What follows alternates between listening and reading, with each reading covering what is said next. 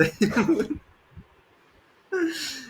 है, सभी अपन मंगलाचरण करेंगे, मंगलाचरण के लिए हाथ जोड़ेंगे सभी।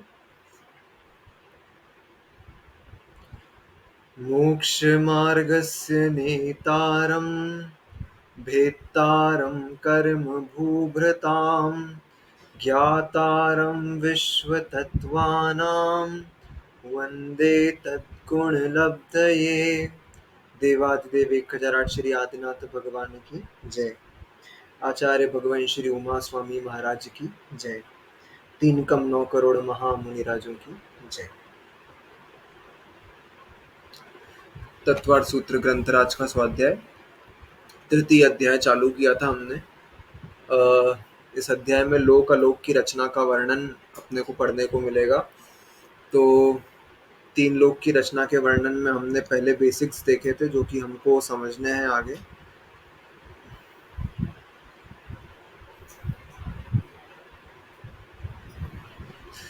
ठीक है, हाँ, तो अपने को लोक अलोक का जो वर्णन देखना था उसके लिए हमने कुछ टर्म्स देखी थी। सबको याद होगा, अपन ने देखा था राजू क्या होता है, योजन क्या होता है, धनुष क्या होता है, फिर अंगुल क्या होता है, हाथ क्या होता है, ठीक है, कोस क्या होता है, ये सब हमने देखा था। ग्रुप पर भेज चुके हैं इस चीज़ को। लोग 14 राजू का है, ठीक है, 14 राजू का लंबाई में। फिर अपन ने देखा था लोक की रचना तो कैसी है, पुरुषाकार आकृति की रचना है। उसमें सबसे ऊपर 1 राजू का जो सिद्धशिला वाला स्थान है वो 1 राजू का रहेगा। फिर ब्रह्म स्वर्ग के आसपास जब वो ऐसा एक्सटेंड होता है तो वो 5 राजू का। फिर वापस नीचे सकरा होता है तो वो कितने राजू का हो जाएगा, वो हो जाएगा वापस 1 राजू का। और फिर नीचे जहाँ जहाँ पर पैर के स्थान पर वो फैलता है वो कितना हो जाएगा, 7 राजू का स्थान हो जाएगा वो, ठीक है। ये हमने देख लिया था। फिर लोग जो है वो 3 वात वलयों से, 3 वात वलयों के आधार पर स्थित है। घनोदधि वात वलय, घन वात वलय और तनु वात वलय। ये 3 वात वलय होते हैं जिनके आधार पर लोक स्थित होता है, ठीक है। फिर ये जो वात वलय हैं ये किसके आधार पर हैं, तो ये आकाश द्रव्य के आधार पर है। और आकाश द्रव्य किसके आधार पर है, तो आकाश द्रव्य स्वप्रतिष्ठित है, ठीक है, ये हम देख चुके थे। फिर इसके बाद हमने देखा था अधोलोक का वर्णन शुरू करा था। तो हमने 7 भूमियां देखी थी। जो तृतीय अध्याय का पहला सूत्र था उस पहले सूत्र में हमने 7 भूमियों का वर्णन पढ़ा था। एक मिनट, मुझे ग्रंथ खोलना पड़ेगा, टाइम लगेगा, 1 मिनट रुकना। किसी को सूत्र याद हो तो वो बोल देगा क्या? कनिका दीदी सूत्र बोलोगे आप पहला? हाँ बोल दूंगी भाई। हाँ,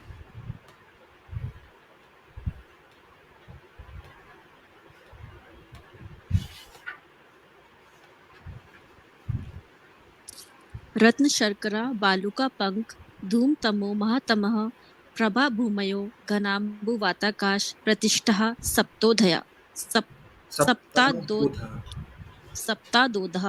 वापस बोलूं? हाँ बोल लो। रत्न शर्करा बालुका पंख धूम तमो महातमः प्रभा भूमयो घनाम्बु वाताकाश प्रतिष्ठा सप्तादोदः। ठीक है, ये 7 भूमियों का वर्णन यहाँ पर किया गया है। 7 भूमियां कौन कौन सी हैं? बिल्कुल सही बात है। 7 भूमियां कौन कौन सी हैं? तो 7 भूमियां बताई, रत्न प्रभा, शर्करा प्रभा, बालुका प्रभा, धूम प्रभा, सॉरी पंख प्रभा, धूम प्रभा, तम प्रभा और महातम प्रभा।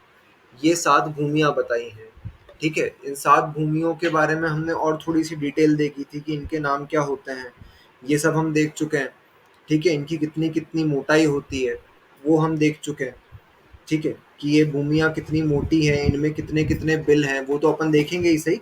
कि बिल कितने कितने होते हैं। इनके नाम अपन ने दूसरे नाम लिखे थे, धम्मा, वंशा, मेघा, अंजना, फिर अरिष्टा, मघवा, माघवी, ये 7 नाम देखे थे, ये इनके एक्चुअल नाम होते हैं। फिर 1,80,000 योजन की पहली पृथ्वी है, मोटाई उसकी। फिर मैंने डायग्राम से सब समझाया है, याद है सबको? तो एक बार हैंड ऐसे अंगूठा दिखा दो मुझे अगर याद है तो। हाँ मम्मा। ठीक है, डायग्राम से समझाया था मैंने ये सब। ये सब पहली भूमि की मोटाई 1,80,000 योजन की है, दूसरी भूमि की मोटाई 32,000 योजन की है, तीसरी भूमि की मोटाई 4,000 योजन कम करते जाना है, 32,000 से फिर 28,000 योजन की, फिर 24,000 योजन की, फिर 20,000 योजन की, फिर 16,000 योजन की। फिर जब आखिरी पृथ्वी आएगी तो उसकी मोटाई को क्या करना है, आधा कर देना है, तो 16,000 योजन से 8,000 योजन रह जाएगी उसकी मोटाई। ठीक है, ये हमने देख लिया था। फिर इनमें नरकों के बिल कितने कितने हैं, तो नरकों के बिल कितने कितने हैं उसके लिए अगला सूत्र आचार्य ने क्या लिखा है, अगला सूत्र लिखा है तासु त्रिंशत् पंचविंशति पंचदश दश त्रि पंचोनेक नरक्षत सहस्त्राणि पंचचैव यथाक्रमम्। यथाक्रमम् मतलब क्रम से लेना है, क्रम से क्या लेना है, तासु त्रिंशत् 30, पंचविंशति 20, पंचदश 15, दश 10, त्रि 3, पंचोनैक शतसहस्त्राणि, शतसहस्त्राणि में 5 न्यून, मतलब 1,00,000 में 5 कम, 99,995। फिर पंच चैव यथाक्रमम, और आखिरी में 5। तो इसमें बिलों की संख्या बताई, पहली पृथ्वी जो है उसमें कितने बिल हैं, 30,00,000, तासु त्रिंशत मतलब 30, 30 में क्या जोड़ना है, शत सहस्त्राणी, शत सहस्त्राणी मतलब 1,00,000, तो 30 और 1,00,000 मतलब 30,00,000। पंचविंशति दूसरी पृथ्वी में 25,00,000, तीसरी पृथ्वी में 15,00,000, चौथी पृथ्वी में 10,00,000, पांचवी पृथ्वी में 3,00,000, छठवीं पृथ्वी में 5 न्यून 1,00,000 मतलब 1,00,000 में 5 कम, 99,995, इतने बिल। फिर और आखिरी में 5, इस प्रकार से टोटल 84,00,000 नरकों के बिल होते हैं, 84,00,000 नरकों के बिल होते हैं। ये नरकों के बिल कैसे मैनर में अरेंज्ड होते हैं, तो हमने देखा था एक स्क्वायर जैसा बनाया था, उसके बीचों बीच इंद्रक बिल था। कैसे देखेंगे, चौक रखी है क्या, दे दो मुझे, देखते हैं 1 मिनट में।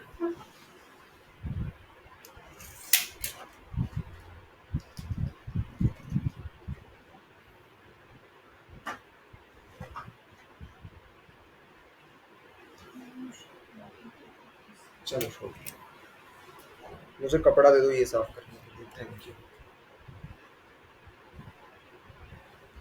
तो एक स्क्वायर जैसा हमने बनाया था, उस स्क्वायर के बीचों बीच क्या था, एक नरक का बिल था जिसको इंद्रक बिल कहते हैं। फिर जो दिशाओं और विदिशाओं में बिल अरेंज्ड थे उनको क्या कहते हैं, श्रेणीबद्ध बिल, क्योंकि वो लाइन से अरेंज्ड है इसलिए उनको श्रेणीबद्ध, डायग्राम किसी को याद आ रहा होगा अगर तो उसको श्रेणीबद्ध बिल कहते हैं। और एक बिल होता है जो रैंडम मैनर में फूलों की तरह बिखरा हुआ रहता है, उसको प्रकीर्णक बिल कहते हैं। 1 मिनट वो कपड़ा आ जाए, मैं इसको साफ करके बना के दिखा देता हूँ एक बार, ठीक है। उसको कहते हैं प्रकीर, थैंक यू। हाँ, इसको पूरा नहीं मिटा दूंगा, चिंता मत करो।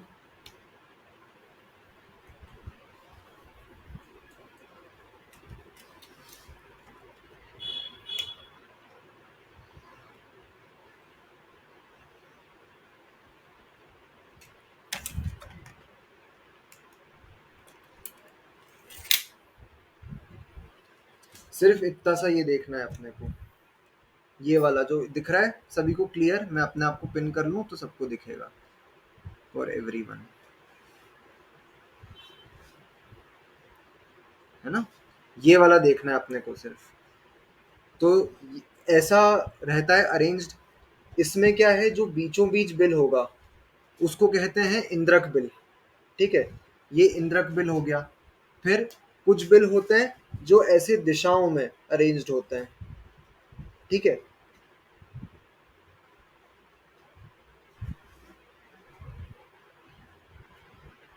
ये दिशाओं में अरेंज्ड हो गए। फिर विदिशाओं में अरेंज्ड होते हैं ऐसे ही, थोड़ा बड़ा बना दो ताकि दिखे सबको।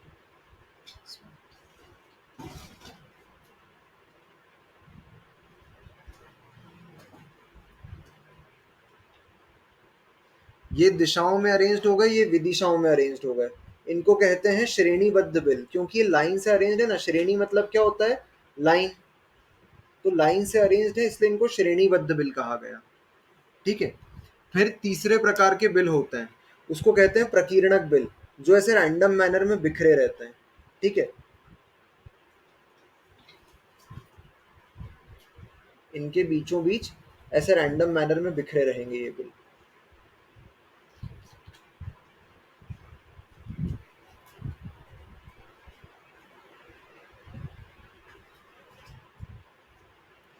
तो इनको कहते हैं प्रकीर्णक बिल, जो पुष्पों के समान बिखरे हुए रहे, ये प्रकीर्णक बिल होंगे। बीचों बीच जो बिल है उसका नाम इंद्रक बिल है। जो इंद्रक बिल है वो संख्यात योजन विस्तार वाला रहेगा। ठीक है, अपन ने देखा था जो पहला नरक का बिल है, जो प्रथम नरक है उसमें जो पहला बिल है, जो इंद्रक बिल है उसका, वो 45 लाख योजन का है, ये हमने देखा था। उस नरक में कौन है? राजा श्रेणिक। ये ध्यान रखना, राजा श्रेणिक प्रथम नरक के प्रथम बिल में है।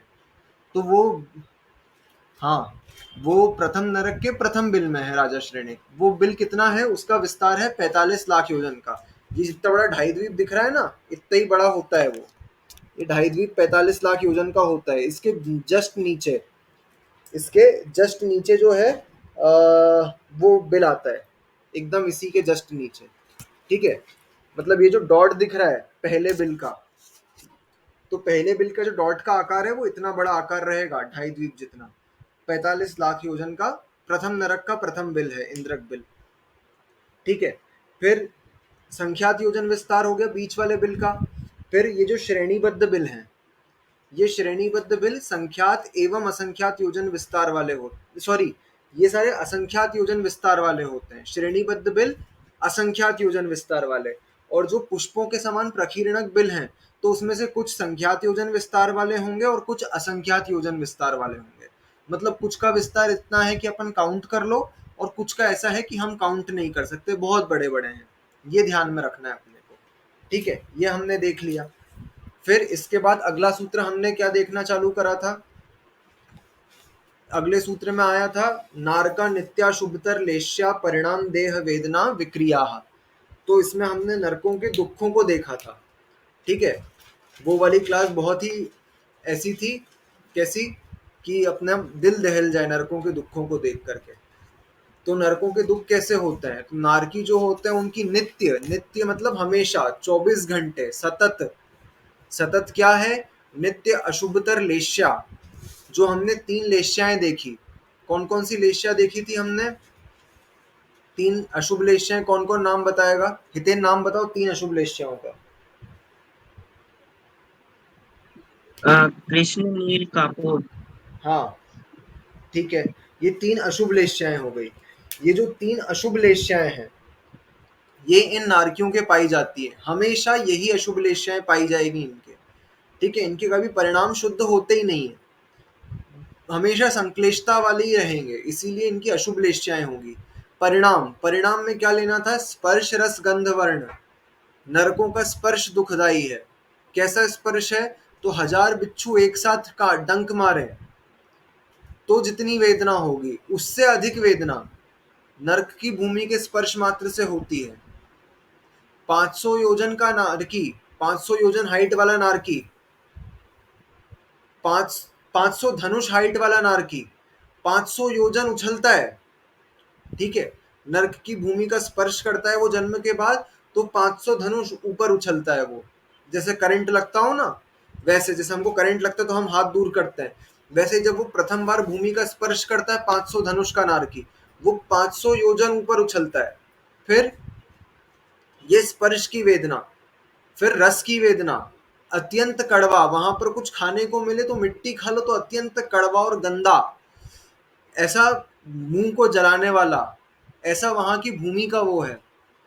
ठीक है, गंध, गंध कैसी कि अगर नरक की भूमि का एक परमाणु अपन यहाँ पर ले आए तो 4 कोस के जीव मरण को प्राप्त हो जाएंगे उसकी दुर्गंध से, घुटन के मारे। मतलब 12 किलोमीटर के जीव नरक के एक कण के यहाँ अगर मध्यलोक में आ जाए तो 4 कोस के जीव, इतनी दुर्गंध आएगी उसके 4 कोस आसपास के जीव मरण को प्राप्त हो जाएंगे। वर्ण, अत्यंत काला, अंधकारमय, ऐसा नरक होता है। ठीक है, ये अपन ने परिणाम में देखा था। परिणाम में क्या आएगा? स्पर्श रस गंध वर्ण के दुख। फिर नारकी नित्याशुभतर लेश्या परिणाम। फिर देह, देह हमने कैसी देखी थी, अत्यंत अशुभ देह।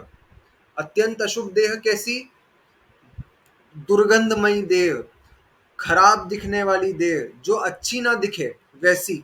हमने 6 प्रकार के संस्थान देखे थे, कौन कौन से होते हैं, समचतुर संस्थान, फिर नैग्रोध परिमंडल संस्थान, और स्वाति संस्थान, कुब्जक संस्थान, वामन संस्थान और हुंड संस्थान। सबसे खराब संस्थान जो होता है वो हुंडक संस्थान होता है। मतलब गर्दन टेढ़ी हो रही है, कोई शरीर का जो है वो मैच ही नहीं कर रहा है, एकदम एक हाथ गंदा लटक रहा है, एक हाथ लंबा हो रहा है, नाक बड़ी हो रही है, गर्दन झुकी हुई है, कान बड़े हैं, है ही नहीं।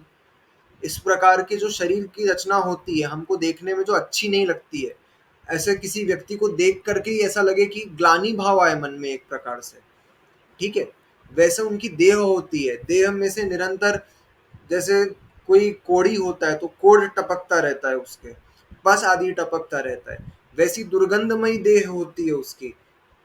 इतनी अशुभ देह उस नारकी को मिलती है। परिणाम देह, वेदना, निरंतर अशुभ वेदनाएं उसको देखने को मिलती है। कैसी वेदना, भूख प्यास की वेदना, दूसरे नारकियों के द्वारा मारे जाने की वेदना, ठीक है, ये हमने देखा था। कैसी वेदना है कि भूख प्यास की वेदना ऐसी कि 3 लोक का अनाज खिला दो तो उसकी भूख शांत नहीं हो, और खाने को एक कण नहीं मिलता, ऐसी उसकी भूख की वेदना। प्यास की वेदना कि समुद्रों समुद्रों का पानी पिला दो और वहां पर उसकी प्यास नहीं मिटे, ऐसी प्यास उसको, ऐसी तृषा लगती है उसको, तृषा इतनी भयानक, ठीक है। और क्या करता है वो वहां पर, अपन देखेंगे विक्रिया में, तो वो दूसरा नारकी दूसरी नदी का रूप ले लेता है, वैतरणी नदी का रूप ले लेता है। वो नदी कैसी होती है, रक्तमय, मवाद और रक्त बहता है उसमें, मवाद मतलब पस बहता है उस रक्त नदी में, और वो सोचते हैं कि नदी है, यहाँ का पानी पी लो।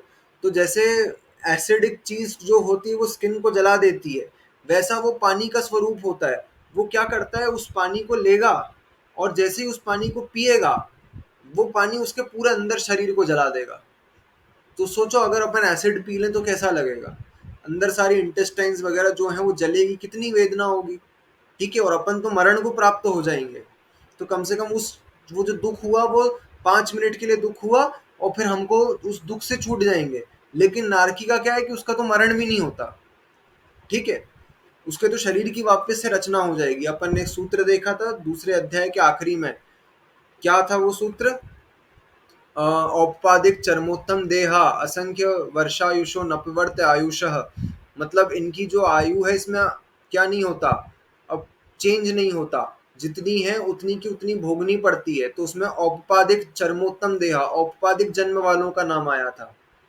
तो औपपादिक जन्म नारकियों के होता है, उनके आयु जो है जितनी बांधी है उतनी भोगनी ही पड़ेगी, उसमें कम नहीं हो सकती है वो आयु, ठीक है। तो अकाल में मरण नहीं हो सकता उनका। तो मतलब वो एसिड भी पी लेगा, उसको वेदना जितनी अपने को होती है उतनी ही होगी, बस मरण नहीं होगा। तो सोचो उस दर्द से वो कभी खत्म नहीं हो पा रहा है उसका, वो दर्द उसके निरंतर बना हुआ है।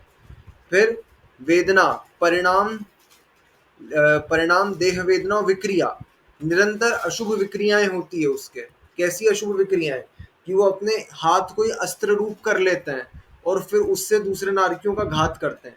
उनकी जो विक्रिया हो रही है वो भी सामने वाले को प्रताड़ित करने के लिए ही हो रही है, ठीक है। ऐसे नरक में दुख देखने को मिलते हैं, है ना। ये उनकी विक्रिया भी अशुभ है। कोई विक्रिया करके अपने आप को सेमल का वृक्ष बना लेता है और फिर उस सेमल के वृक्ष से तिल तिल करके टुकड़े हो जाते हैं, ऐसे असंख्यात टुकड़ों जैसा वो हो जाता है। जैसे मर्क्यूरी होता है, उसके छोटे छोटे टुकड़े हो जाएं तो वापस से नया बन जाता है, उसको मिला दो तो नया बन जाएगा, ठीक है। वैसे ही उस नारकी के असंख्यात छोटे छोटे तिल बराबर टुकड़े कर देते हैं वो। दर्द उसको वैसा ही होता है, लेकिन शरीर की रचना वापस से हो जाती है, मरण नहीं हो पाता बस, ठीक है। दर्द और तकलीफ उतनी होती है जितने अपने को एक उंगली काटने पे होगी, उसको भी उतनी ही होगी, बस वो जो है मरण को प्राप्त नहीं हो पाएगा। तो उसको वो निरंतर जब तक आयु नहीं होगी तब तक उसको देखना ही देखना है। फिर अगला सूत्र क्या देखा था हमने, परस्परो दीरित दुखाह। परस्परोदीरित दुखा मतलब ये तो हमने नरक के वातावरण के दुख देख लिए कि वहां लेश्या अशुभ है, जगह जो है एकदम अंधकारमय है, भूख प्यास की वेदना है, विक्रिया अशुभ है, परिणाम स्पर्श रस गंध वर्ण के दुख हैं। लेकिन यही दुख नहीं है, वो नारकी परस्पर में भी एक दूसरे को निरंतर दुख देते हैं। परस्परोदीरित दुखा मतलब एक दूसरे को निरंतर शांति से बैठेंगे नहीं एक मिनट, और कोई बैठने जाए तो उसको चार मारने आ जाएंगे। ठीक है, एक दूसरे को इतने इतने तीव्र दुख देते हैं वो लोग। क्या क्या दुख देखे थे हमने, कड़ाओं में तलना, गर्म लोहे के आभूषण पहना देना, ठीक है, और सिंह आदि बन करके खा जाना दूसरे वाले को। इस प्रकार के दुख होते हैं नरक में, एक लिस्ट पूरी भेजी थी मैंने ग्रुप पर। वो इस प्रकार के दुख एक दूसरे को निरंतर देते हैं। ऐसा नहीं होता कि आराम कर लें थोड़ी देर के लिए, दिन रात हो गई तो सो जाए, नहीं, निरंतर इस प्रकार के दुख देते रहेंगे वो एक दूसरे को। फिर आज से अब अगला सूत्र चालू करेंगे। अगला सूत्र क्या है, संक्लिष्टा सुरोदीरित दुखाश्च प्राक चतुर्थ्याः। संक्लिष्टा सुरोदीरित दुखाश्च प्राक चतुर्थ्याः। संक्लिष्टा सुरोदीरित दुखाश्च प्राक चतुर्थ्याः। हितेन सूत्र बोलो। संक्लिष्टा सुरोदीरित दुखाश्च प्राक चतुर्थ्या। तो यहाँ पर संक्लेश परिणाम वाले देव है ना, ये सुर मतलब क्या होता है, देव। तो संक्लेश परिणाम वाले देव दुख देते हैं। कब तक दुख देते हैं, कहां तक दुख देते हैं, प्राक चतुर्थ्या, चतुर्थ भूमि के पहले पहले तक। प्राक मतलब अपन कितनी बार देख चुके हैं, प्राक मतलब पहले पहले तक, ठीक है। तो चतुर्थ भूमि के पहले पहले तक दुख देते हैं। कौन कौन से नरक में, पहले नरक में, दूसरे नरक में अथवा तीसरे नरक में सुरों के द्वारा दिए हुए दुख दिए जाते हैं। कैसे, तो एक असुर कुमार जाति के व्यंतर देव होते हैं। व्यंतर देव अलग अलग जातियों के होते हैं, अपन देखेंगे 5वें अध्याय में जब उनका वर्णन अच्छे से आएगा, तब देवगति के वर्णन में देखेंगे कि कितने जातियां होती है। एक असुर कुमार जाति होती है, उस असुर कुमार जाति में भी एक प्रजाति के देव होते हैं जिनका नाम होता है अम्बावलीश नाम के देव, ठीक है। वो क्या करते हैं, संक्लेश परिणाम वाले होते हैं, अत्यंत संक्लेश परिणाम वाले। उनको क्या आनंद आता है, जैसे दो लोग लड़े तो उनको लड़ाने में आनंद आता है उनको, ठीक है, इसकी उससे करना, उसकी इससे करना, इस प्रकार की। जो अपन भी यहाँ पर देखते हैं कि लोग इस प्रकार के होते हैं कि दो लोगों को लड़ाने में उनको बहुत मजा आता है। तो ये अपने को देख के समझना है कि या तो उनकी गति अगली वो असुर कुमार जाति के देव की होने वाली है जो नरकों में जाकर के लड़ाते हैं।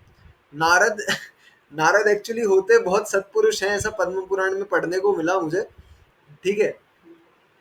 नारद जो होते हैं वो ब्रह्मचारी होते हैं, उन पास विद्याएं बहुत होती हैं। तो नारद जो है ऐसा मतलब थोड़े से चंचल परिणाम के होते हैं नारद, लेकिन ऐसा इतना तीव्र संक्लेश परिणाम नहीं होता कि वो लड़ाएं एक दूसरे को। ये जरूर है कि उनके मन में चंचलता होती है, तो कुछ ऐसे प्रकरण आए हैं उनके देखने। बाकी अन्य मत में जिस नारायण का वर्णन आया है, अन्य मतों में उस नारद को ऐसा बताया गया है कि वो भिड़ाए एक दूसरे को। अपने यहाँ थोड़े से सौम्य परिणाम वाले अच्छे होते हैं नारद, कभी कभी ऐसी चंचलताएं करते हैं वो, ठीक है। तो वो तो बहुत अच्छी कैटेगरी होगी, बहुत भद्र पुरुष होते हैं नारद। नारद एक्चुअली ब्रह्मचारी होते हैं। लेकिन ये जो अम्बावली जाति के देव हैं, वो तो मतलब कितने तीव्र परिणाम, अब कैसे को किसी को लड़ाने के देख लो कि मतलब उसको रस ही उस चीज में आ रहा है, दिन भर उसका दिमाग ही इसमें चल रहा है कि दो लोगों को आपस में कैसे लड़ाऊं मैं। तो अपन ये देख के समझ सकते हैं कि वो व्यक्ति जो है, जो हमको सामने ऐसा करता हुआ दिख रहा है, तो या तो उसका अगला भव वो वाला होने वाला है, या फिर उसका जो पिछला भव था तो वहां के संस्कार लेके यहाँ पर आया है, ठीक है। उसके संस्कार जो पिछले भव के थे वो अभी तक छूटे नहीं है, वो अभी भी वही हरकत कर रहा है जो वो पिछले भव में नारकियों को लड़ा रहा था, यहाँ पर आकर के मनुष्यों को लड़ा रहा है। ये यहाँ से जाने के बाद उसको वही अम्बावली जाति का देव बनने वाला है और वो नरकों में लड़ाएगा। तो क्या करता है वो, दो नारकियों को आपस में लड़ाते हैं, ये तेरे बारे में ये बोल रहा था, ये तेरे बारे में ये बोल रहा था, और फिर दोनों लड़ेंगे ना, तो उनको देख करके मजे लेते हैं, वो आनंद लेते हैं, रस लेते हैं। ठीक है, ऐसे संक्लेश परिणामों के देव रहते हैं वहां पर, वो ऐसे दुख देते हैं, उनको आपस में लड़वाते हैं। ठीक है, ये देखना है। फिर नरकों में क्या देव आपस में लड़वाते ही लड़वाते हैं? नहीं, नरकों में तीसरे नरक तक देव आकर के धर्मोपदेश भी दे सकते हैं। जो अपन ने सीता का उदाहरण देखा है, कितनी बार देख चुके हैं, 4-5 बार अपन तत्वार्थ सूत्र पढ़ रहे हैं, तो ये प्रकरण आ चुका है कि सीता का जो जीव है वो 16वें स्वर्ग से आकर के तीसरे नरक तक आया था, और रावण का जो जीव तीसरे नरक में था उसको धर्मोपदेश दिया था। ठीक है, तो वहां पर देव सिर्फ लड़ाने के लिए नहीं आती, ये एक विशेष जो असुर कुमार जाति के देव हैं, सिर्फ इन्हीं का काम है लड़ाना, बाकी देवों का काम नहीं है आपस में लड़ाना। कुछ अच्छे देव होते हैं, जैसे हम देवगति में चले गए, हमारा कोई मित्र, कोई जिससे हम प्रेम करते थे, यहाँ पर हमको वहां पर अवधि ज्ञान में वो याद आया, फिर हमको लगा कि अरे वो तो नरक में है। ठीक है, तो हम जाकर के उसको धर्मोपदेश दे सकते हैं। तो हम जब उसको धर्मोपदेश देंगे तो वहां पर उसको सम्यक दर्शन आदि की प्राप्ति हो सकती है। तो तीसरे नरक तक सम्यक दर्शन में, तीसरे नरक तक सम्यक दर्शन का जो कारण बताए थे, उसमें एक कारण आया था धर्म श्रवण। तो वहां तक के धर्म श्रवण हो सकता है, देव आकर के वहां पर धर्म श्रवण करवा सकते हैं, जैसे सीता ने करवाया था। ठीक है, रावण के जीव को। तो देव नेसेसरीली नहीं कि लड़ाने के लिए ही आएंगे, वो धर्म श्रवण करवाने के लिए भी आ सकते हैं, ये हमको समझना है। हाँ, तो वो जो देव आते हैं लड़ाने के लिए थर्ड स्वर्ग तक, हाँ। तो वो परमानेंटली वहां रहते हैं, आके चले जाते हैं, नहीं, मतलब अपन ने मॉनिटर टाइप? नहीं, अपन ने जैसे निवास स्थान देखे थे ना, खर भाग, हाँ पंख भाग और अब्बहुल भाग, याद है? हाँ हाँ, याद है। हाँ, तो वो अब्बहुल भाग में उनके अब्बहुल भाग में तो नरक है, खर भाग में और पंख भाग में उनके निवास स्थान रहते हैं। हाँ, तो फिर वो जब आएंगे थर्ड स्वर्ग तक, तो मतलब थर्ड आते नरक जाते तक। रहते हैं? हाँ, तो थर्ड नरक तक तो आते जाते रहते हैं। हाँ, वो आते जाते रहते हैं, जैसे वहां पर मन करा कि आओ दो की लड़ाई देख के आए। ठीक है, जैसे जिनको यहाँ पर लड़ाई देखने में मजा आता है ना, जैसे कुछ यहाँ पर विशेष प्रकार के गेम्स होते हैं, भैंसों को आपस में लड़ाते हैं, पहाड़ों को आपस में लड़ाते हैं, तो ऐसे जीवों को उस गति का बंद होगा फिर, कि वो दो को देखने में जिनको रस आ रहा है ना, ऐसे फिर ये आकर वही भवनवासी व्यंतरवासी होते हैं क्या? ये होते हैं व्यंतर। व्यंतरवासी, हाँ। हाँ हाँ, ठीक है। और भवनवासी यही जा सकते हैं ना नीचे? नहीं नहीं, जा तो सभी सकते हैं, जैसे सीता का जीव था वो तो वो वाला जीव विमानों में रहने वाला, स्वर्ग में रहने वाला था। अच्छा, तो देव पूरे मतलब पृथ्वी लोक, ये जो लोक में, इसमें भ्रमण कर सकते हैं कहीं पे भी? तीसरे नरक के नीचे नहीं जा तीसरे सकते। नरक के नीचे नहीं जाते? हाँ, वहीं तक जा ठीक। सकते हैं बस। ठीक है, और ऊपर भी क्या बोलते हैं, ऊपर भी 16वें स्वर्ग तक जा सकते हैं, उसके ऊपर नहीं जा सकते। उसके ऊपर सिर्फ जो क्या बोलते हैं, वो वाले देव हैं, 9 ग्रेवियक, फिर अनुदेश और अनुत्तर वाले देव हैं, वही रहते हैं, सिर्फ उसके ऊपर नहीं जा सकते। तो सिर्फ 16 स्वर्ग तक देवों की अप्रोच है, नॉर्मल देवों की। बाकी जो कल्पातीत देव हैं उनके बारे में विशेष वर्णन पढ़ेंगे अपन आगे जा करके, वो वही रहते हैं वहां पर। स्वर्गों वाले देव जो हैं उनकी अप्रोच 16वें स्वर्ग से ऊपर टॉप मोस्ट, और नीचे कहाँ तक, तीसरे नरक तक, इसके नीचे नहीं जा सकते। बाकी ये वाले देव थर्ड नरक तक जा करके वहां पर लड़ाई करवाते हैं आपस में, ये हमने देख लिया। हाँ, जैसे दाई द्वीप के पार भी जा सकते होंगे ना, तो देव तो? हाँ, ये देव तो जा सकते हैं। नंदीश्वर द्वीप जो है वो ढाई द्वीप के बाहर ही तो है, 8वें नंबर का द्वीप है, तो वहां हाँ, जाकर ठीक। के पूजा अर्चना करते हैं आराम से। ठीक है, उनके लिए कोई लिमिट नहीं है, मध्य लोक में मनुष्यों के ही लिमिट है बस। तिर्यंज भी ढाई द्वीप के बाहर मिलते हैं, बस मनुष्य नहीं जा सकते ढाई द्वीप के बाहर। इसके बाद अगला सूत्र अपन देखेंगे कि ये जो नरकों के दुख हैं, ये कब तक भोगते हैं मुनार्की ऐसे दुख, तो कितनी उनकी आयु रहती है। तो उसके लिए सूत्र लिखा, तेष्वेक त्रि सप्तदश सप्तदश सप्तदश द्वाविंशति त्रयस्त्रिंशत् सागरोपमा सतत्वानां परास्थितिः। तेष्वेक त्रि सप्तदश सप्तदश द्वाविंशति त्रयस्त्रिंशत् सागरोपमा सतत्वानां परास्थितिः। तेष्वेक त्रि सप्तदश सप्तदश द्वाविंशति त्रयस्त्रिंशत् सागरोपमा सतत्वानां परास्थितिः। अंकेश भैया सूत्र बोलोगे? तेष्वेक 3 सप्तदश सप्तदश द्वाविंशति त्रय त्रिशत सागरोपमा सत्वाना परिस्थिति।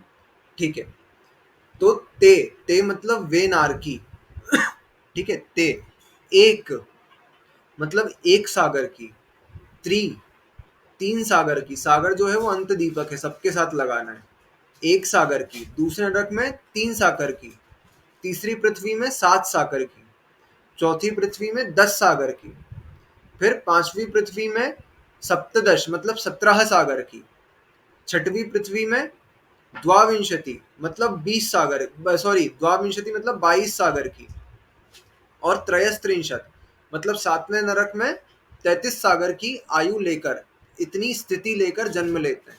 कितनी कितनी? तो पहले नरक में 1, दूसरे में 3, तीसरे में 7, लिखते जाना सभी है। खैर मैंने एक चार्ट भेजा है ग्रुप पे, वो अभी अपन देखेंगे, उसमें सब लिखा हुआ है ऑलरेडी। एक पहले नरक में 1 सागर की आयु, दूसरे नरक में 3 सागर की आयु, तीसरे में 7 सागर की आयु, चौथे में 10 सागर की आयु, पांचवे में सप्तदश मतलब 17 सागर की आयु, छठे में 22 सागर की आयु, और सातवें पृथ्वी में 33 सागर की उत्कृष्ट आयु होती है। ठीक है, इतनी उत्कृष्ट आयु लेकर के ये नारकी जन्म लेते हैं, मतलब इतनी उनकी मैक्सिमम आयु है उस पृथ्वी में। उत्कृष्ट मतलब मैक्सिमम आयु है उस पृथ्वी में। तो अगर अपन ने गलती से चले गए, छोटी सी गलती यहाँ पर करी और वहां पर नरक गति का बंद हो गया, तो अपने को इतना टाइम तो मिनिमम बिताना ही बिताना है, मैक्सिमम इतना टाइम बिताना है। मिनिमम कितना बिताना है? तो याद रख लो, पहली पृथ्वी में 10,000 वर्ष की आयु होती है मिनिमम। जघन्य से जघन्य आयु मिले तो 10,000 वर्ष की आयु मिलेगी। इसमें जघन्य नहीं दिया, इसमें उत्कृष्ट स्थिति दी है। तो जघन्य स्थिति 10,000 वर्ष की होती है, उत्कृष्ट 1 सागर की। तो मतलब वहां की आयु का जो रेंज होता है वो कहां से कहां तक रहेगा? 10,000 वर्ष से लेकर के 1 सागर तक का। ठीक है, फिर दूसरी पृथ्वी पर जाएंगे तो पहली पृथ्वी का जो मैक्सिमम था ना, वो यहाँ पर मिनिमम हो जाता है। तो यहाँ पर 1 सागर की आयु थी मैक्सिमम, तो दूसरी पृथ्वी में मिनिमम आयु 1 सागर से 1 समय ज्यादा। ठीक है, उससे ज्यादा ही रहेगी। कितनी ज्यादा रहेगी? तो मिनिमम 1 सागर 1 समय की आयु, मैक्सिमम आयु 3 सागर जो सूत्र में दी है। फिर तीसरी पृथ्वी में मिनिमम आयु 3 सागर 1 समय से लेकर के 7 सागर। फिर चौथी पृथ्वी में 7 सागर 1 समय से 10 सागर। सबको समझ में आ गया कैसे लगा रहे हैं? बस पहले की याद रखनी है अपने को, पहले की 10,000 वर्ष से 1 सागर, फिर एक सागर 1 समय से 3 सागर, ऐसे करके लगानी है सब। ठीक है, ऐसे करते करते मैक्सिमम आयु जो है वो 33 सागर की होती है। सप्तम नरक में 33 सागर की आयु मिलती है। ठीक है, ये हमने देख लिया। इसके बाद मैं कुछ प्रेजेंट कर रहा हूं, तो हम जो और डिटेल्स हैं अधोलोक के बारे में वो देख लेंगे। मेरी स्क्रीन विजिबल है सबको? हाँ विजिबल।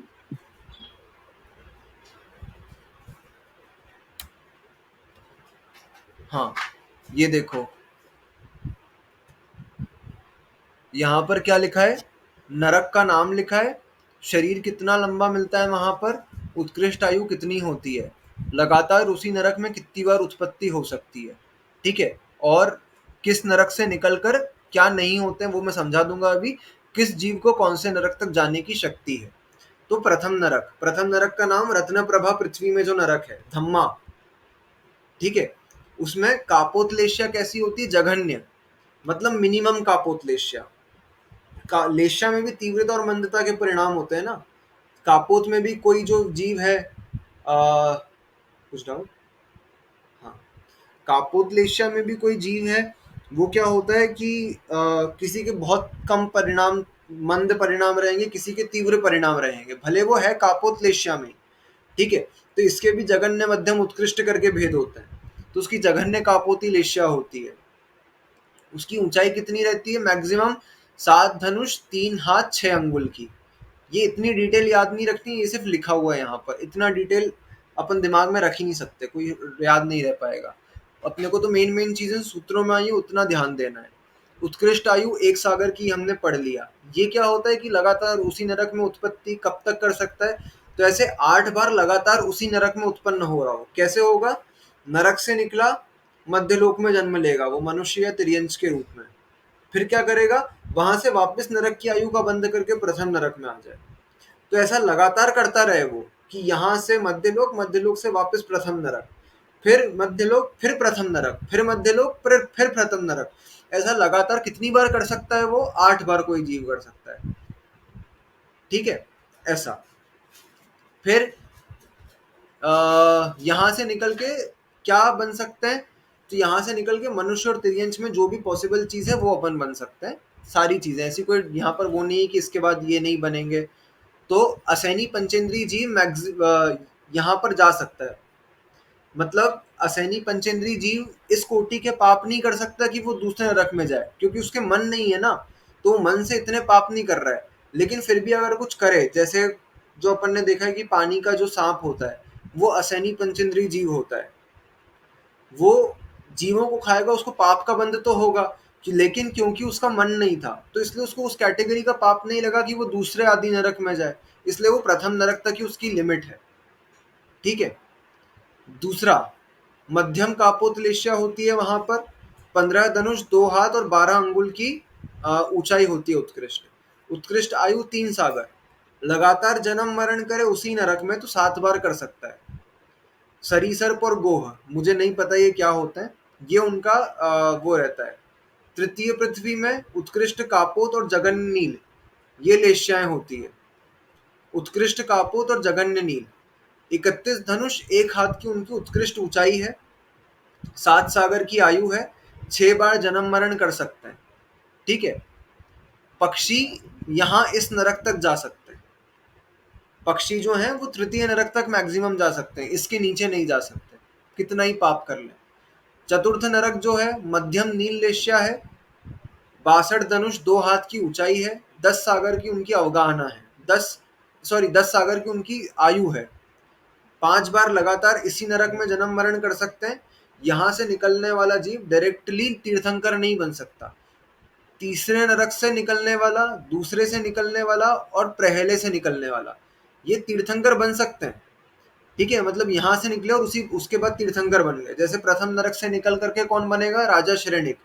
द्वितीय का मेरे पास पढ़ने में अभी तक आया नहीं, तृतीय में एग्जाम्पल आता है श्री कृष्ण, नारायण श्री कृष्ण का, वो तीसरे से निकल करके सीधे तीर्थंकर बनेंगे उसी भव में, जैसे ही निकलेंगे तभी तीर्थंकर बन जाएंगे। किसी ने हैंड रेस करा है? हाँ मैंने। हाँ, तो जो हम वो देखते हैं कि तीर्थंकर की माता 16 सपने देखती है, तो उसमें एक वो विमान देखती है आकाश वाला। तो हाँ, अगर ये जीव सीधा डायरेक्ट नरक से निकल के जाएंगे तो फिर वो वाला सपना कैसे पूरा होगा भाई? हाँ, वो सपना मैक्सिमम की अपेक्षा से बता दिया गया है, वही देखेगी वो। देखेंगी नहीं देखेंगी? देखेंगी 16 से 15 स्वप्न नहीं होंगे, वही रहेगा, देव विमान से आने वाला स्वप्न रहेगा। लेकिन वो जो स्वप्न है वो अधिकतम जीवों में, मतलब जैसे अपने यहाँ भी वर्तमान 24 ही देखें अगर अपन, तो वर्तमान 24 में एक भी ऐसा जीव नहीं है जो नरक से निकल करके आया हो। ठीक है। क्वचित कदाचित कोई जीव होता है जो नरक से निकल करके तीर्थंकर बनता है, बहुत कम, बहुत ज्यादा कम। मीन्स निकल के तो वो नरक से ही आएंगे, लेकिन हाँ, स्टिल उनकी मॉम सपना देखेगी कि विमान आया है विमान ही ऐसा। आया है। ठीक है, वो नरक से निकलने का ऐसा कोई सपना नहीं होता है, देव विमान से ही सपना होता है। 16 स्वर्गों में एक सपना होता है देव विमान के आने का, उसका अर्थ ये बताया जाता है कि जो जीव आने वाला है वो स्वर्गों से आने वाला है। तो नरक से निकलने वाले तीर्थंकरों के लिए वो स्वर्ग स्वप्न कहाँ घटित हो रहा है, ऐसा पूछ रहे थे। तो लेकिन वो मैक्सिमम की अपेक्षा से बना दिया गया है उसको, है ना, क्योंकि मैक्सिमम जो जीव होते हैं वो स्वर्ग से ही आते हैं, जो तीर्थंकर बनेंगे उसी भवन में। बाकी हर किसी के लिए घटित नहीं होगा, नरकों वालों के लिए नहीं घटित होगा, लेकिन उनके लिए घटित होता है अधिकतम जीवों के लिए, इसीलिए ऐसा बताया गया है। क्या देख रहे थे अपन? हाँ, ये इमेज। हाँ, किसने करा हैंड रेस? मैंने हाँ बोलो। ये गोहो और सरीसृप होता है। गोहो यानी एक छिपकली की प्रजाति और सरीसृप यानी रेप्टाइल्स। अच्छा ओके ठीक है, थैंक यू। हाँ, पंचम नरक जो है वहां पर उत्कृष्ट नीललेश्या और जघन्य कृष्ण, 125 धनुष की उनकी ऊंचाई होती है, 17 सागर की उनकी आयु, लगातार 4 बार जन्म मरण कर सकता है। यहाँ से निकलने वाला जीव जो है वो चरम शरीरी नहीं होगा, ठीक है। पर चतुर्थ नरक से निकल करके चरम शरीरी हो सकते हैं, जैसे तीर्थंकर नहीं बने, सामान्य केवली बन गए, ठीक है। तो उसी तद्भव मोक्षगामी हो सकता है वो। पंचम नरक से निकलने वाला तद्भव मोक्षगामी नहीं होगा। सिंह जो है वो पंचम नरक तक ही आ सकता है, इसके नीचे नहीं जा सकता। वो कितना ही जीवों का घात कर ले, वो पंचम नरक से नीचे नहीं जाएगा। षष्टम नरक जो है वहां पर मध्यम कृष्ण लेश्या है, 250 धनुष की उनकी अवगाहना है, 22 सागर की उत्कृष्ट आयु है, लगातार 3 बार जन्म मरण कर सकता है वो। छठवीं पृथ्वी से निकल करके भावलिंगी मुनि नहीं बन सकते। वहां से निकलने वाला जो जीव है वो अगर मुनि व्रत ले भी ले तो उसके भावों में मुनिपना नहीं आएगा, ये ध्यान में रखने की बात है। उसके भावों में मुनिपना नहीं आ सकता। वो द्रव्य से मुनि हो सकता है, भावलिंगी मुनि नहीं बन सकता वो। उसके भावों में संश्लेषता ही उतनी रहेगी, क्योंकि पूर्व भाव के संस्कार कहीं ना कहीं तो काम आते हैं। यहाँ से निकल, यहाँ पर स्त्री जो है, स्त्रियां इसी नरक तक मैक्सिमम जा सकती हैं, इसके नीचे नहीं जा सकती। छठवें नरक तक ही स्त्रियां जा सकती हैं। क्यों? क्योंकि स्त्रियों के कौन सा वो नहीं होता, वज्र वृषभ नाराज सहनन नहीं होता। 7वीं पृथ्वी में वही जा सकता है जिसके वज्र वृषभ नाराज सहनन हो, ठीक है। तो वो सिर्फ पुरुषों और मछलियों के होता है, मछलियों के वज्र वृषभ नाराज सहनन होता है। अपन ने उस महामत्स्य का एग्जाम्पल देखा था, उसमें एक तंदुल मत्स्य देखी थी जो कान में बैठी रहती है, याद है सबको? हाँ या ना बोल दो, मुझे दिख नहीं रहे हो आप लोग, हाँ हाँ है ना। वो जो तंदुल मत्स्य जो है वो भाव करती है, और भाव हिंसा से सप्तम नरक में 33 सागर की आयु का बंध करती है। तो वो उत्कृष्ट वो जो है उसके कौन सा सहनन है, वज्र वृषभ नाराज। जिस सहनन से मोक्ष जाते हैं वो उस मछली के होता है, ठीक है। उत्कृष्ट कृष्ण लेश्या यहाँ पर रहती है, 500 धनुष की अवगाहना है, 33 सागर की उत्कृष्ट आयु है, लगातार 2 बार यहाँ पर आ सकते हैं। यहाँ पर ऐसा है सप्तम नरक में व्यवस्था कि यहाँ से निकल करके क्या बनते हैं, कोई क्रूर वो बनते हैं, तिर्यंच बनते हैं, और फिर वो क्रूर तिर्यंच बन के वापस पुनः नरक में आ जाता है। या फिर मनुष्य भी क्रूर बन सकता है वो, ऐसा। फिर 2 से 5 गुणस्थान वर्ती, वो क्या करेगा, वो यहाँ से मध्यलोक में गया अगर, तो वहां पर सम्यक दर्शन ही प्राप्त नहीं कर सकता वो, ठीक है, सप्तम नरक से निकलने के बाद। वो उसको क्योंकि नियम से अगला भाव नरक में ही मिलना है। एक नियम बता रहा हूं मैं, सप्तम नरक से निकला हुआ जीव वापस पुनः नरक में ही आएगा, ये नियम है। मैंने बताया ना पूर्व भव का संस्कार रहता है, तो पूर्व भव के संस्कार के कारण उसकी संश्लेषता इतनी बनेगी कि वो वापस से पुनः नरक में ही आएगा, और दूसरी बार भी सप्तम नरक में ही आएगा। ये ध्यान रखना है अपने को, ठीक है। एक कहानी आती है, सबने सुनी, अकृत पुण्य के जीव की? किस किसने सुनी है? मैंने सुन रखी है। हाँ, एक अकृत पुण्य करके था। वो अकृत पुण्य जो जीव था उसके बहुत तीव्र पाप कर्म का उदय था, क्योंकि उसने क्या बोलते हैं, अर्घ्य चढ़ाने के बाद निर्माल्य का सेवन करा था, मंदिर से देव द्रव्य जो होता है उसकी चोरी करी थी, ठीक है। तो क्योंकि वो निर्माल्य हो जाता है तो उसका सेवन करा था, रत्न आदि मंदिर से चुराए थे, सोना चांदी। उस पाप के फल से वो सप्तम नरक में गया था, ठीक है। उस अकृत पुण्य का एग्जाम्पल आता है कि उस अकृत पुण्य के जीव ने सप्तम नरक में गया, फिर यहाँ से ऊपर आया, फिर सप्तम नरक में गया है, फिर ऊपर आया है, फिर छठवें नरक में गया है, फिर ऊपर आया है, फिर 5वें नरक में गया है, फिर ऊपर आया, फिर चौथे में गया है, फिर ऊपर आया, फिर तीसरे में गया, फिर ऊपर आया, फिर दूसरे में गया, फिर ऊपर आया, फिर पहले में गया, फिर ऊपर आकर के वो अकृत पुण्य की पर्याय में आया था, ठीक है। उसने वही ना, जिसके जो कुछ काम नहीं करता था लेकिन उसके भाइयों को सारा धन उसी की वजह से मिल जाता था। हाँ, वो बाद में फिर उसने मुनि के आहार दान की अनुमोदना करी थी, तो वो धन्य कुमार की पर्याय में आया था।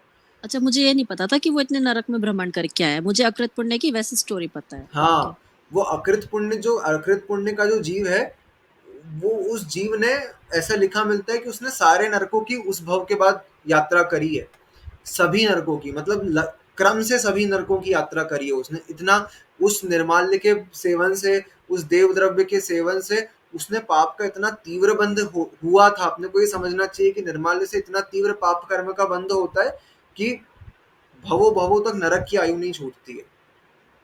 Hiten is asking something I think. हाँ हाँ भाई, देखते हैं, तो ये अपने को समझना है। हाँ बोलो। वो जैसे जो माली होते हैं, हाँ वो जो द्रव्य होती है पूजा के बाद की, वो बाजार में बेच देते हैं ना, तो हाँ, उनको भी दोष लगता होगा काफी। नहीं मालियों को नहीं लगता, क्योंकि उनके द्वारा चढ़ाया हुआ द्रव्य नहीं है ना, अच्छा। उनके निमित्त से है वो। ठीक है देव निमित्त से, लेकिन उनको निर्माल्य का दोष नहीं लगेगा, क्योंकि उनको मंदिर की व्यवस्था के लिए रखा गया है। उनका भी द्रव्य नहीं है वो जो चढ़ाया हुआ है। ठीक है, निर्माल्य का दोष जो चढ़ा रहा है, अपन चढ़ा रहे हैं तो फिर अपने को लग जाएगा। उनके लिए व्यवस्था जैसा है वो, उनकी आजीविका उससे चल रही है, ऐसा समझना है अपने को। ठीक है, अपन फिर उसी को कंज्यूम कर लें, जैसे चांदी की लौंग चढ़ाई और फिर उठा के ले आए उसको। सोने का अपन ने सोचा सोने के द्रव्य से पूजन करेंगे, फिर उठा के ले आए, तो उससे अपने को तो निर्माल्य का दोष लग जाएगा, लेकिन वो उसको कंज्यूम कर ले तो फिर उसको निर्माल्य का दोष नहीं लगेगा। ठीक है, ये हमने देख लिया। तो ये एक बताने की चीज थी इंपॉर्टेंट, कि अकृत पुण्य का जो जीव है उसने लगातार सारे नरकों की क्रम से पर्याय, मतलब पर्याय में गया है नरक की, अकृत पुण्य के पर्याय के बाद वो। ठीक है, तो ऐसे करके लगातार नरकों में भी उत्पन्न हो सकता है। एक और नरकों के संबंधित इमेज थी, वो भी अपन देख लेते हैं।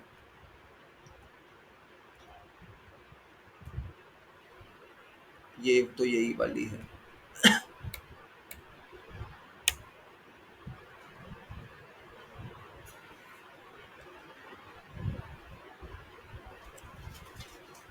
हाँ हाँ, ये तो पहली पृथ्वी है। पहली ये वाली टेबल ध्यान में रख लेना, ये काम की है, इसमें इसमें इंपॉर्टेंट चीजें हैं।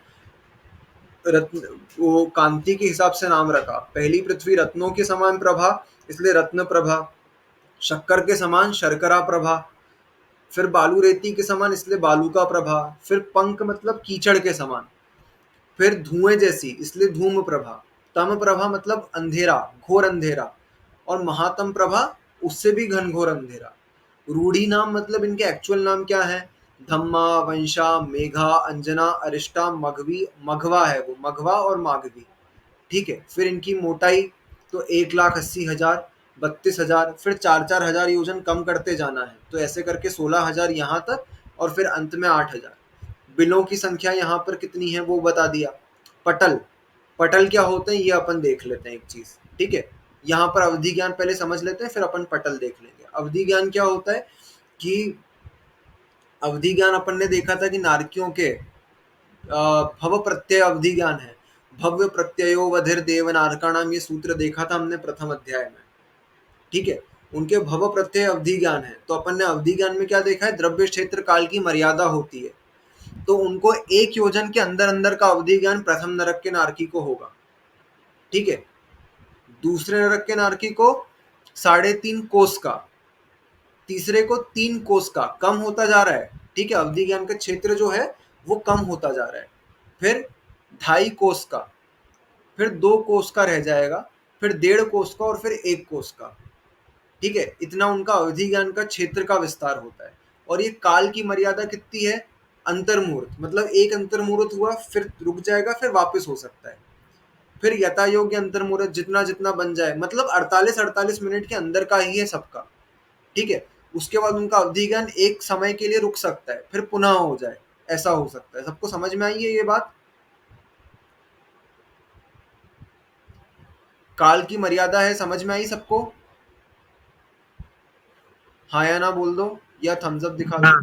हाँ हाँ हाँ। ठीक है, अपन एक देख लेते हैं पटल वाली चीज, फिर आज अपन विराम देंगे, कल से अपन मध्यलोक का वर्णन प्रारंभ करेंगे। ठीक है, पटल कैसे होता है? जो नरक होते हैं ना, नरकों में बिल पटलों में अरेंज होते हैं, लेयर्स में अरेंज होते हैं। ठीक है,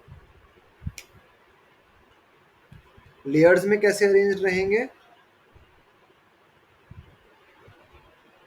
एक मिनट।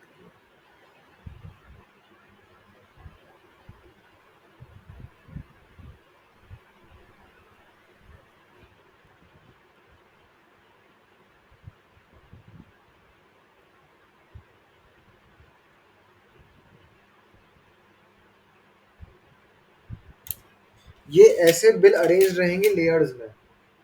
एक मिनट पिन कर रहा हूँ।